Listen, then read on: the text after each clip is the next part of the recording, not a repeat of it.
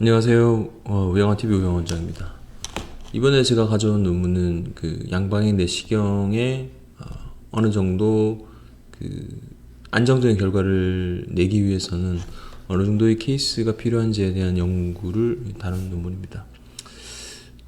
PELD 한방향 내시경은 그 진입 장벽이 상당히 높게 발표가 됐었거든요.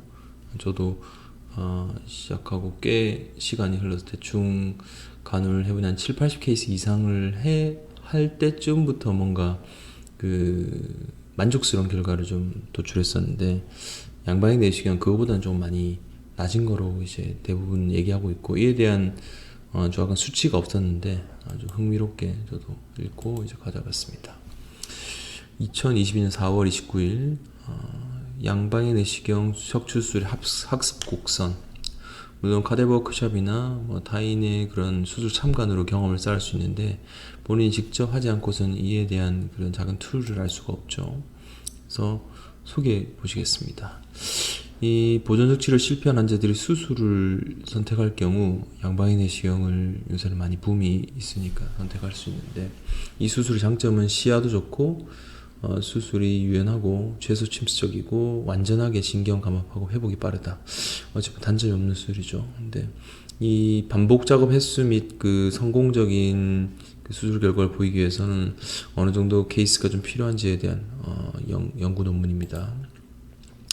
이 저자들은 2018년도부터 20년 5월까지 97명 환자를 대상으로 했고요. 이 케이스는 밑으로 많이 흘러내리는 디스크 케이스고, 정리하고 디스크가 아주 깔끔하게 해결된 모습입니다. 97명 환자 모두 UB 수술을 받았고요. 시간은 30분에서 240분까지 4시간까지 수술을 했네요. 입원 기간은 1에서 14일 정도.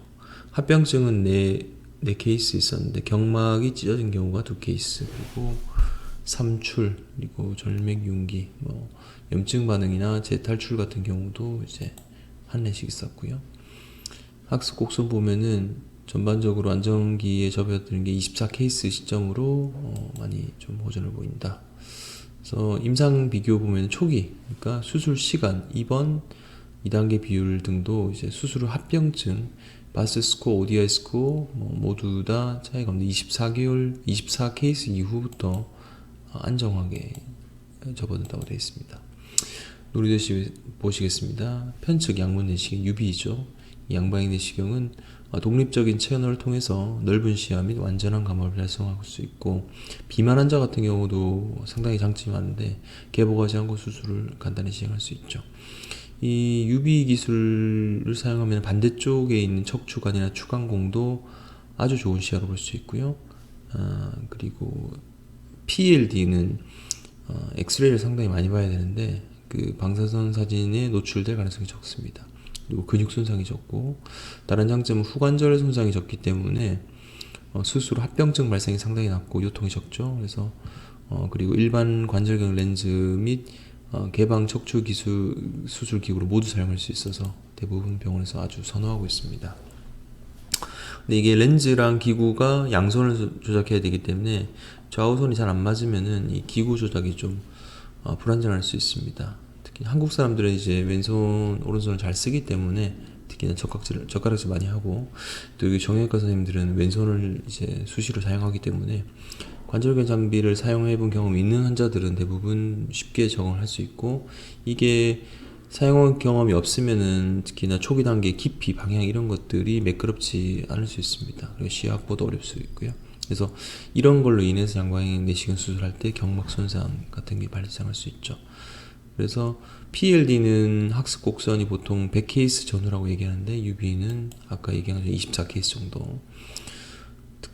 특히나 이런 그 논문 중간에 수술이 대부분 빨라지다가 갑자기 어느 정도에서는 비슷한 유지를 하는데, 이는 이 수술 케이스가 좀 더 복잡한 케이스, 그리고 다발성 병변, 그리고 좀 어려운 케이스들을 하다 보니까 시간 하향세에 대해서는 비슷한 것 같고, 하지만 그 작동 시간 자체가 심플한 케이스는 금방 끝났는데, 이게 수술에 발전이 없는 게 아니고 그만큼 좀 어려운 케이스, 유압술이라든지 재수술 케이스도 이제 적응을 하다 보니까 그런 시간 자체가 좀 유지가 되는 그런 것 같습니다. 특히나 마취과, 간호 인력, 그리고 우리가 PA라고 하는데 기타 외과 협력팀과의 협력이 최적화되면 될수록 수술 관계가 아주 심플해지고요.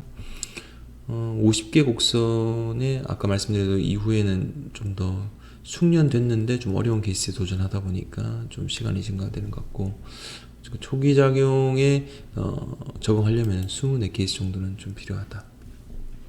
PLD 보면은 다른 페이퍼는 70케이스까지 얘기했네요.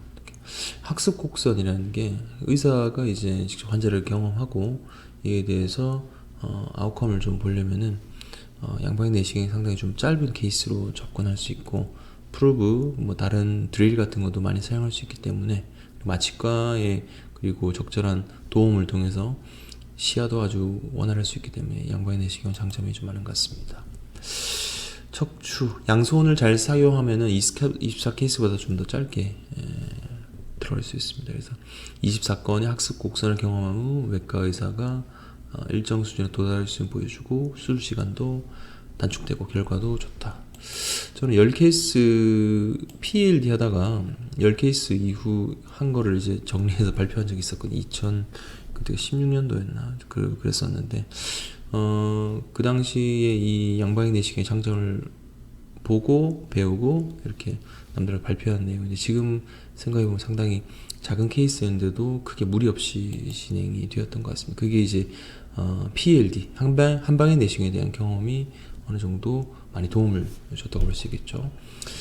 결론 보시면 최소 24케이스 이상 시도한 분에게 받는 것이 좋을 것 같고, 케이스가 늘어나도 어려운 케이스들 및 다양한 기술을 접목하기 때문에 수술 시간이 좀 늘어날 수 있습니다. 마취과 보조인력 장비들이 뒷받침되어야 최적 결과를 볼 수 있고요. 이 말은 전문적으로 하는 병원에서 하는 것이 필요할 것 같다. 그리고 PLD 한방향 내시경 경험이 있다면 시야, 기구 작업 이런 것들이 유사하면서 좀 더 업그레이드 되니까 상당히 빠른 시간 안에 비슷한 결과를 도출할 수 있을 것 같습니다. 이번 시간은 양방향 내시경의 최소 수술 케이스에 대해서 알아봤습니다. 모든 그 수술이 그 로봇가 대신해 주는 게 아니기 때문에 의사의 역량 이런 게 상당히 중요한데, 어떤 의사분과 어떤 식으로 잘 의견을 도출해서 최적의 결과를 도출할지에 대해서 참고를 좀 하시고자 영상을 만들었으니까 도움이 좀 되셨으면 좋겠습니다.